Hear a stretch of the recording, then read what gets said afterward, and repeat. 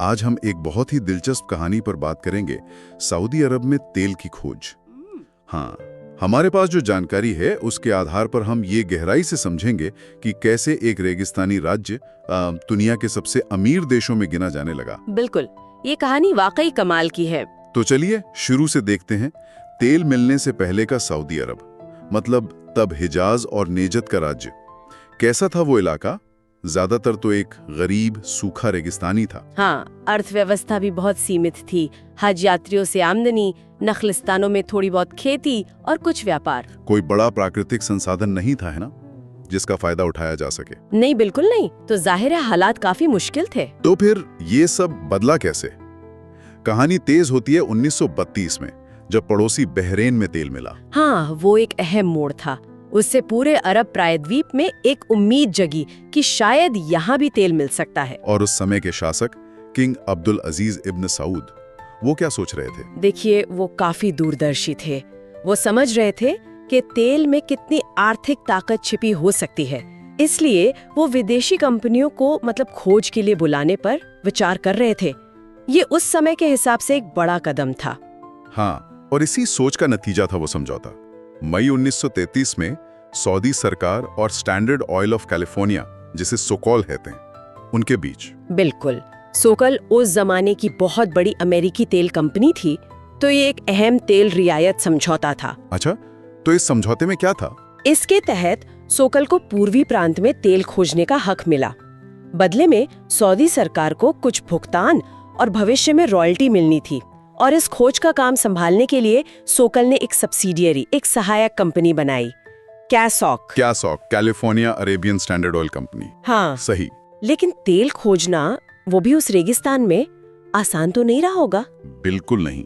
1933 से लेकर लगभग 5 साल तक, मतलब 1938 तक बहुत मशक्कत करनी पड़ी।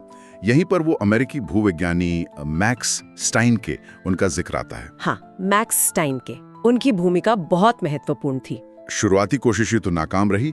दम्माम नंबर 1 से 6 तक कुएं खोदे गए। हाँ, लेकिन या तो वो सूखे निकले या उनमें तेल बहुत ही कम था, व्यावसायिक रूप से फायदेमंद नहीं। निराशा बढ़ रही थी। तो फिर स्टाइनके ने क्या किया? यही बात दिलचस्प हो जाती है। जहाँ कई लोग शायद हिम्मत हार जाते, स्टाइनके अड़े रहे। उनका मानना था, उस समय के कुछ भूवैज्ञानिक विचारों के शायद उलट, कि तेल ज्यादा गहरी चट्टानों में फंसा हो सकता है। अच्छा, मतलब वो पारंपरिक सोच से अलग सोच रहे थे। हाँ, उन्होंने आधुनिक भूवैज्ञानिक तकनीकों का इस्तेमाल किया, अपनी समझ लगाई और टीम को खुदाई जारी रखने के लिए मनाया, खासकर एक जगह पर जिसे जबाल धरान कहते हैं। तो ये सिर्फ किस्मत की बात नहीं थी? नहीं, ये असल में वैज्ञानिक विश्लेषण, तकनीक और अटूट विश्वास, कहना चाहिए दृढ़ता का नतीजा था। और फिर 5 साल की मेहनत के बाद वो पल आया। हाँ, 3 मार्च 1938। दम्मान बुआ नंबर 7 धरान के पास, और वहाँ व्यावसायिक मात्रा में तेल का फवारा फूटा।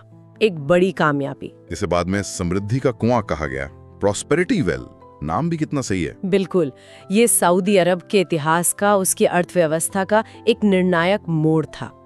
तेल युग की शुरुआत। इसके बाद क्या हुआ? CAOC का क्या बना? हाँ, तो CAOC आगे चलकर अरामको बनी, अरेबियन अमेरिकन ऑयल कंपनी। और इस खोज ने साबित कर दिया कि इस इलाके में तेल का बहुत बड़ा भंडार है। तो 1940 और 50 के दशक तक सऊदी अरब एक बड़ा तेल उत्पादक देश बन गया। दुनिया के नक्शे पर उसकी पहचान बदल गई पूरी तरह से। और फिर कहानी में एक और बड़ा मोड़ आया, राष्ट्रीयकरण का। सही कहा। दशकों तक ये अमेरिकी कंपनी के नियंत्रण में रही, लेकिन 1980 में सऊदी सरकार ने अरामको का पूरी तरह से राष्ट्रीयकरण कर दिया। मतलब पूरा कंट्रोल सऊदी सरकार के हाथ में आ गया है। आज दुनिया की सबसे बड़ी, सबसे मूल्यवान कंपनियों में से एक है। तो अगर हम पूरी कहानी को संक्षेप में देखें, किंग अब्दुल अजीज का विजन, मैक्स स्टाइन के जैसे लोगों की लगन और विशेषज्ञता, और दम्माम नंबर 7 जैसी वो एक अहम खोज, हाँ, इन सब ने मिलकर कुछ ही दशकों में सऊदी अरब की पूरी तस्वीर बदल दी। एक गरीब रेगिस्तानी इलाके से वो वैश्विक ऊर्जा का केंद्र बन गया। और इसका असर सिर्फ सऊदी अरब तक ही सीमित नहीं रहा। इसने पूरी दुनिया की भू राजनीति को, मतलब जियोपॉलिटिक्स को, एक नया आकार दिया है। हाँ, ऊर्जा सुरक्षा, तेल की कीमतें, इन सब पर सऊदी अरब का प्रभाव आज भी बहुत बड़ा है। बिल्कुल। सऊदी अरामको आज भी सऊदी अर्थव्यवस्था की रीढ़ है और दुनिया के ऊर्जा बाजार का एक अहम खिलाड़ी। तो ये